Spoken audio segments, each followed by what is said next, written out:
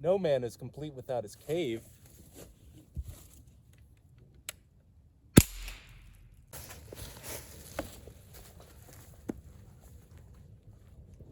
Just for today, I've decided to become a bushcrafter.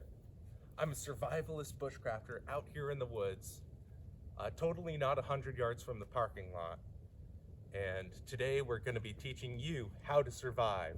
That's right, you know I'm a professional because I haven't shaved in a couple days, and technically I have a beard right now. And also I'm dressed in full cotton, showing my experience in the outdoors. So, how do real outdoorsmen build a shelter? Well, oh shit. Well, I'm glad you asked.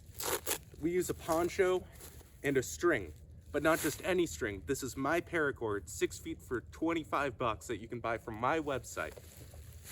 You can also buy this poncho. It's Mauser Warcrime branded for $50, a real steal, right?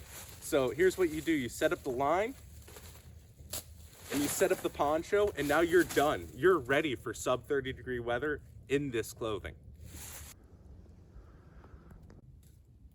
Unfortunately, I won't have to drink my own piss. I mean, fortunately, I don't have to drink my own piss because we have a water source right here. So I'm going to demonstrate how much I know about filtering by putting a simple cloth on top of my water bottle in this little scum pond, surrounded by beavers, and totally not getting absolutely diarrheaed and sick. Good. So, what do I eat in the outdoors? Of course, I eat already hydrated, super expensive MREs, which weigh a ton and also cost a lot. Because that's what real men do, especially outdoor survivalists. And remember not to leave home without your Mauser Warcrime branded, totally not Walmart knife. $50. Alright, in order to show how much of a man I am, I'm gonna chop down this tree. Yeah! Yeah! No problem. Alright, this is a forbidden hatchet technique. I'm not allowed to teach you this, but for today, I'm gonna. Right? Check both ways. Draw. And then hatchet. And then hatchet. And then hatchet. That's right. This is super deadly. This is advanced techniques, and you might get killed trying it.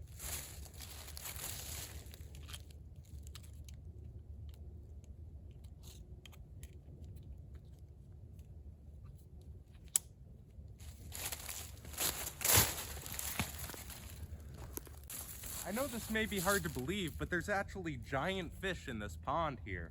So I've made a fishing pole out of my little 22 and some paracord, and I'm gonna catch a monster. Oh, I got one, I got one. Now you're not gonna believe this, but this is a fish that I caught in that little pond.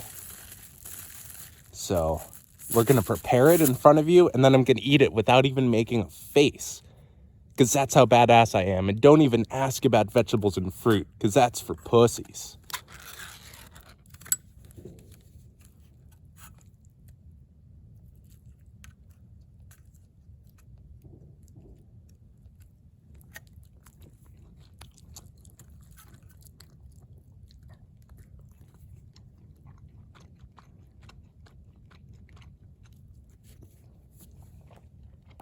Remember to only use flint and steel. We don't need no stinking lighter.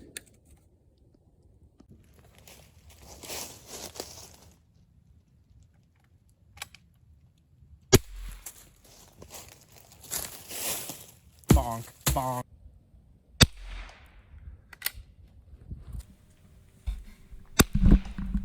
I'm not here to call anyone out specifically, but I do see a lot of stuff being shilled in the survivalist community that is either a ripoff or doesn't work as well as a lot of heavily sponsored channels say they do.